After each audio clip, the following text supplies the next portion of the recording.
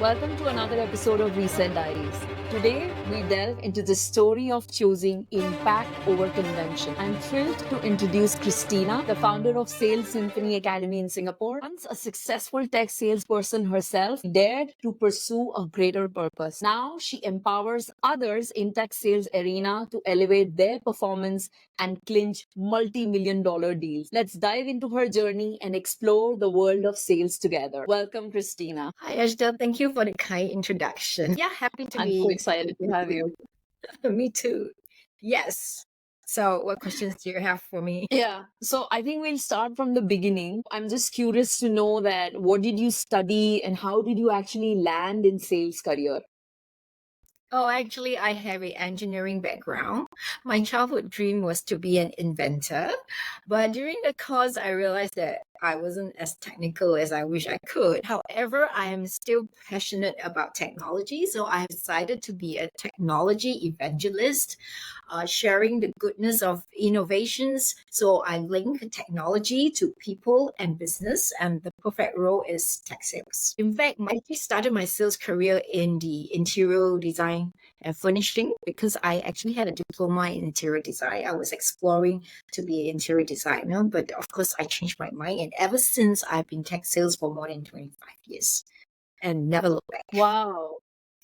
Don't So count from my interior age. design to Don't count my age. Yes, so that's how it so started. so uh, do you apply any of your interior design techniques or principles in the tech sales career? Design thing, customer Yeah. first, what they need. So actually, I was like in there way before design thinking became a trend. Yes. Wow. This is exciting. Okay. So, Christina, now you are full-fledged into this academy of yours. You're a solopreneur running your own sales success academy. What were the driving factors that led you to pivot towards coaching and left your own flourishing sales career? Well, I believe there are many challenges that a sales team face, right? So ask yourself the question, do you think it's easy to drive consistent sales pipeline, cold call, handle rejections, penetrate into complex major accounts, or managing time priorities and handling demanding customers' requests, or having to face the stress of a high sales quota, high performance environment? Definitely the answer is no. So, but can bosses help? Of course, but they are always busy, right? So, sales teams actually do face struggles of their own. And I believe you are also in the tech environment, so you know. So, I understand the challenges that sales team face, and because I have gone through them myself. But the good thing is that I have overcome most of them. And I'm very excited to impart my 30 years of sales experience and expertise to help the sales and business community with a holistic, systematic sales technique that drives success.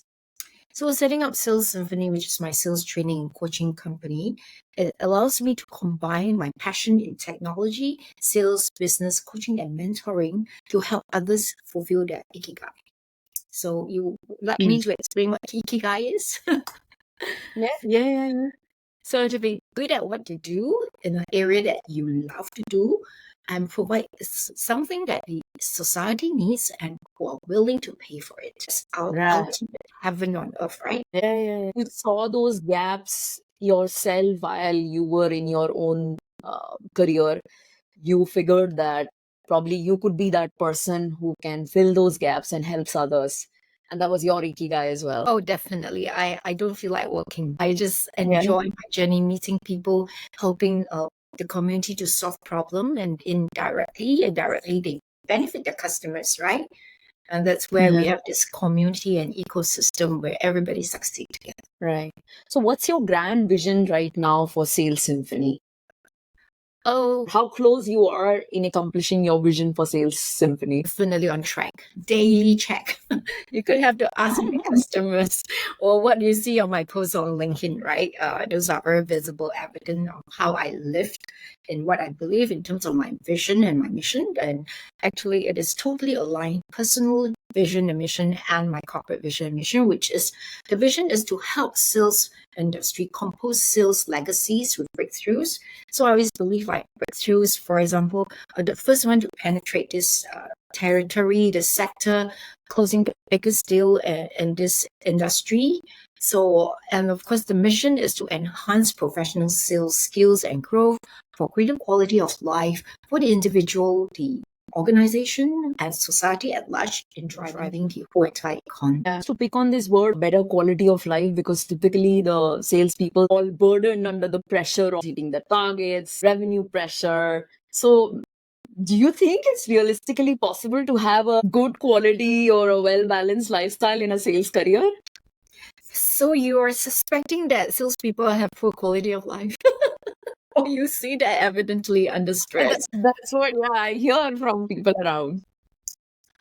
Well, that's why I come in to do this part, right? Because I know it's so stressful, right? Your numbers keep running and you have to run before time.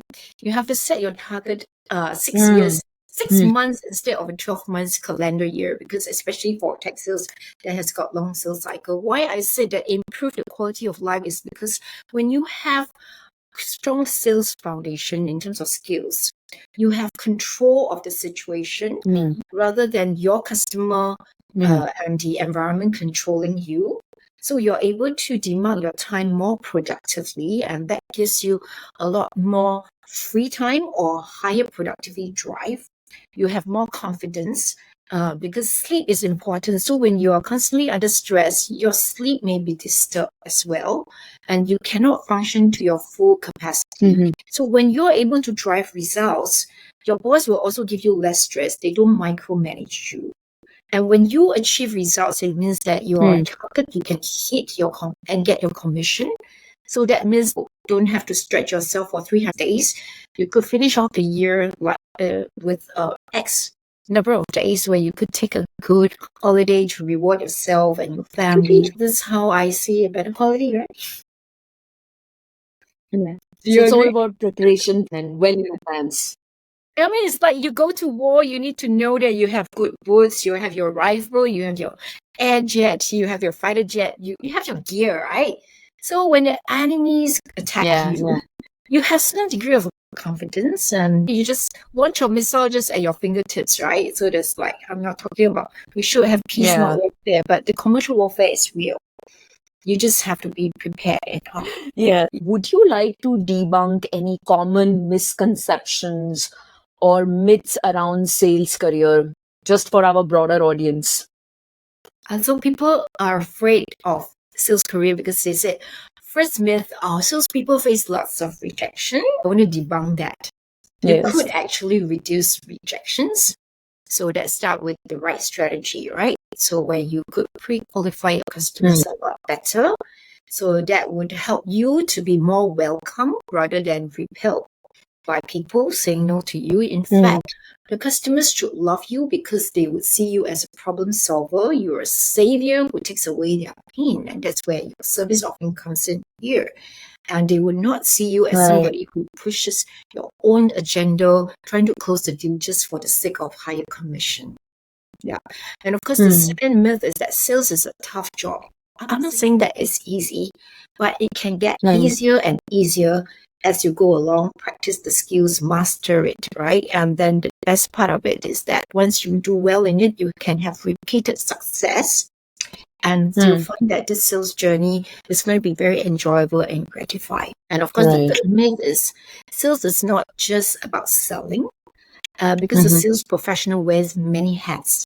So you are the breadwinner for your company, you are the brand ambassador, the corporate spokesperson, the commercial warrior, and also you exhibit good customer service. So there are many, many benefits and skills beyond just purely selling. Very good. I like this last point that the salespeople are many things. Where do you think their maximum energy goes in? Where do they spend most of their time typically?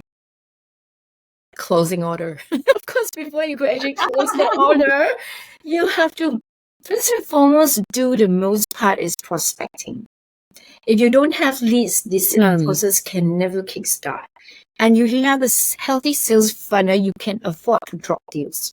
That's why then you will not look desperate or pushy in front of a customer, because If there is no fit, just walk away from it, which most of people might find it hard to let go, right? Especially you have that number of these, you will hang on to them dearly. But if you have a lot of fishes in the pond, look, you could choose. I think, the walking away perhaps would be the hardest because you get so attached in the process yourself and you feel that maybe just one last push and perhaps I can close it. So, that walking away is really, I think probably that needs a skill that, okay, this is it. I have to draw my boundaries and, this cannot go any further. You need to have enough buffer, right? If you don't have enough buffer, even if it's a bad prospect, you will pursue it and end up it's actually counterproductive because you know the chance of winning is low. But you need to have that wisdom to know when to continue pursuit and when to walk away or replace it with a new lead. So that's where I think the technique, the system has to come in repeatedly, that you could drive it very agile manner. Okay. Moving on, Christina, I personally feel that sales as a skill set, everyone should have. Because at the end of the day, everybody is selling, if not a product, they're selling themselves. So I want to ask you specifically, why do you think sales as a skill set is essential for everyone? Okay, just going back to address what are the essential skills that a salesperson should have, right? So from the holistic sales skills approach, which was my methodology, Sales Success Orchestrator, it encompasses strategic thinking, time optimization, rapport building, networking, presentation skills, questioning techniques, service excellence, and relationship management. So these are transferable skill sets that you could actually use them effectively during interview, when handling complex human relationships, and also for your personal progress and success. So basically, it is what I would call life skills. As long as you need to deal with a human, you need to exhibit such skills to sell an idea, to influence, to impact. And that's what salespeople do on a daily basis, whoever they talk to. Or to ask. Or to ask for a promotion or, things like that. Ask for a project. You need to have those life-saving skill set. Yeah, and of course, the common thing like working across cross-functional team, right? So it's like very hard to get teammates buy-in. So even from the sales perspective, we work with finance, we work with the pre-sales, the post-sales delivery, customers, our supplier or vendor, right? So these are complex human relationship. And likewise, even if you are in the support team, right? How you gather the team to move forward is human skills. Absolutely. So thank you for helping me to open a big market. So everybody should attend sales. Yeah, why not? Yeah. So Christina, I was reading that you work a lot with startups, new age techpreneurs. So how do you see skills as a key part of their success? So technopreneurs have this inclination to gravitate their energy to perfect their technology, right? That's why they are technopreneurs. So while in the midst of trying to, come up with innovations, the other part that would actually bring them to success is actually the business commercial part. There's the premise why technology companies come about. And because we know a lot of successes, for example, Apple, Microsoft, all these big tech, they have a good balance between technology and the commercialization.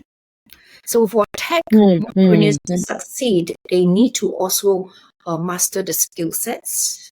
If they own the company, they should be a brand advocate, the best salesperson, so to speak, just like Elon Musk, right? So that's where R&D cost is not low. So to fuel the sunken costs before the product is being developed is to recuperate those investments that you have made. And the sales have to come in fast and furious because before the competitor takes over you, right, with other better innovations. So that's why I say that skills is also very, very important for technopreneurs to drive the business, and likewise for startups. So of course, for startups, similar, but of course, if they are going to get funding, they need to know how to pitch to investors. In fact, different figures ranging from 17 to 90% of failure rate for startup is real, and also the cash flow grants that they face, right? So for able to sustain the growth for long-term success, sales component, business development component is the key to drive a healthy cash flow and keep the business going. Yes. Right. And this is very good that you said that, because I was just hearing somewhere that, often these technopreneurs or the startup founders, they get so attached to their product. Energy goes so much in making the product better instead of in how can I go to market faster, get the feedback, and then work on my product. So I like this, that, how important and fundamental it is for them. And also to caution whether before they even start doing their R&D is to do market research to see whether the market is big enough or how advanced are the competitors doing. Sometimes we just bounce on an idea and we think that, the world will love it. But after that, you realize the market is either not ready for it or too mature or too many competitions. So those are realistic problems that you will encounter. So I said that I always tell my clients is that if you want to fail at the PowerPoint stage. When you draft your business plan. I mean, of course, I did draw a few business ideas at the PowerPoint stage. It's like, oh dear, there are operational challenges, there are financial challenges, or even I could recover, So there are a lot of pitfalls that we could avoid. So try to minimize them at the planning stage. Okay, great. So moving on, Christina, can you share any memorable success stories of transformation that people have gone through your coaching program? So my clients are my pride. Okay, so I can't go to the gym for that, right? They have to build the muscles. So whatever I've imparted, I've transformed them to some extent, which you could see in my LinkedIn post. So one of my clients has actually moved from a program management role to a channel management in the tech sales. So she has transited smoothly and garnered an award by the company. And also a project manager who turned sales and hit his quota in his first year, applying the techniques. And also I have helped a young, high-performing SDR, sales development rep, to clinch a six-figure role. And she was just nearly in her 20s to hop onto a AE role, account executive. And also a client that whom I coached was actually from a different industry, from the beauty industry. She went on to be headhunted by one of the global HR consulting firm. And today she is no longer working for anyone. She started up 2 companies.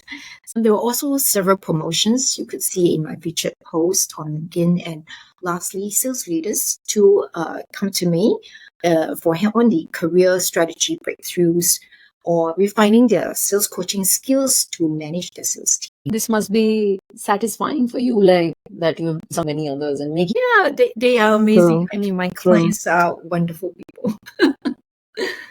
Good. So Christina, we'll move into a slightly different question, because I keep encountering these questions from my friends and family. So in your experience, have you observed any differences in how men and women approach sales career? Are there any noticeable strengths or challenges that each gender tends to encounter in the sales profession? Actually, I prefer not to generalize or put them into buckets of men and women. I see them as individuals, but for the sake of just answering this question, I think women are more nurturing. So don't disagree with anybody out there. It's just that I think women are more nurturing, the maternal instinct, right? So we show more concern with the clients. We could multitask because that's how we are wired. And then we look into details. And women are more cautious, so we will think of the what ifs. So preempting the different scenarios. Okay, so then the other one is that you see fewer women in senior roles because some of them just decided to remain as a single contributor, right? Because maybe they want to balance their life, they want to put family as priority, and of course, there are also some who decide to totally exit from the industry. And from the men's perspective, you could see they travel more extensively than women, because I think some of the women also are supporting their husband who have a heavy traveling schedule for their original role. And also men are more high-risk takers. So they could venture into markets that maybe for the environment may be a bit more dangerous for female to enter. But that being said, I also know of stay-home dads who are supporting their very successful female tech sales leader spouse. We just look at individual and not so much unboxing vendor kind of generalization. Agree, totally agree. So if I have to ask you, because now we are in a different world where there's so much support in general of the technology to help salespeople. If I were to ask you one thing which salespeople should do more of and one thing which salespeople should do less of, what would be your advice? So I think salespeople, especially for tech sales, don't rely too much on your pre-sales. Try to read more technical journal, white paper, so that you could create a personal differentiator against your competition. And also create a stronger personal brand, and also for your own career development. The better you know the technology, the better you can craft out your career progression in the next upcoming tech. And just don't be a generalist in terms of the technology arena, because it moves very fast. So that's something that they should do less of. And what they should do more of is very typical, is that salespeople should listen more, talk less, so that you could customize your sales pitch, your engagement, asking deeper, relevant questions to move the deal forward. Yes. Right. I love it. So I think listening skills, active listening skills are generally are sparse now. Everybody wants to grow up, right? It's a weakness we all have, right? Because you are so proud of your technology or your product, you just want to show off. You just want to share. But without listening and understanding the pain points and the context and who your competitors are, it's not going to be as effective in positioning, right? So you don't have to give a business spread of 10 good features my product or services have, right? You just listen carefully and just nail in one or two that are most critical, and then you save your time for other more productive conversation and build the relationship, the rapport more effectively. Okay. So I want to ask you, back in the days when you were doing your own sales career, the success would have meant differently for you. How has that definition of success changed for you now? Well, success still means driving my sales numbers. But of course, the immeasurable part of success would mean autonomy over who the clients I choose to work with, how I manage my time, and the fulfillment that comes from seeing the success of my customers. And my breadth of being able to serve other industries, key industries like branching into financial services, healthcare, sustainability, for example, and then helping from individuals to SME and MNC clients. And as I coach, I also grow professionally because I learn about their industry. I understand the pain points, whether they are the common ones across industries or differentiated ones because of their particular environment. So yes, I would see success more holistically, not just about numbers. Nice. So we are almost towards the end, Christina. I want to ask you, if you were to give advice to someone who wants to start their career in tech sales or switch to career in sales, what would be your 3 key pieces of advice for those? First, I think know yourself well. Know the sales role, what you are in for, and of course the industry that you are passionate about. Do not blindly follow trends or just because you hear from the media that tech sales pay well. Do it because you love it, so that you can sustain that career on a lifetime basis, because it's a lifetime commitment. And number 2 is always be a humble, lifelong learner. Continue to hone your sales skills, master your industry knowledge, and understand the customer's buying patterns, because things keep evolving. And last but not least is to build your character and anchor on your value system so that you continue to exhibit perseverance, resilience, resourcefulness, ethics, and integrity so that your customers feel comfortable and trust you in, entrusting their money and administering the solutions and products that you are delivering. Wow. I love these advice, especially the last one, like anchoring on your values to build that long-term trust and relationship with the customer. Thank you. Because I think value, you carry it with you. It's your brand. Yeah, before we sign off from here, please tell our audience if anybody wants to reach out to you and is on that path to make their career in sales or want to level up their sales career, how they can reach out to you.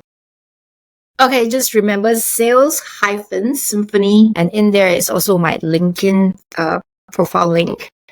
So just look me up, Christina Sales Symphony. It will pop up somewhere in the Google page. So I love to hear from any one of you who are curious, interested, or want to do better in sales or drive your businesses. Thank you so much, Esther, for this wonderful time. Great. Thanks, Christina. I learned a lot from this lovely 30 minutes conversation, and I hope it's of great help to aspiring salespeople or other people who want to level up their game. There were some excellent pieces of advice. Thanks a lot. Thank you. Happy customers are served by happy salespeople. So we're going to have a happy world. Perfect. Okay.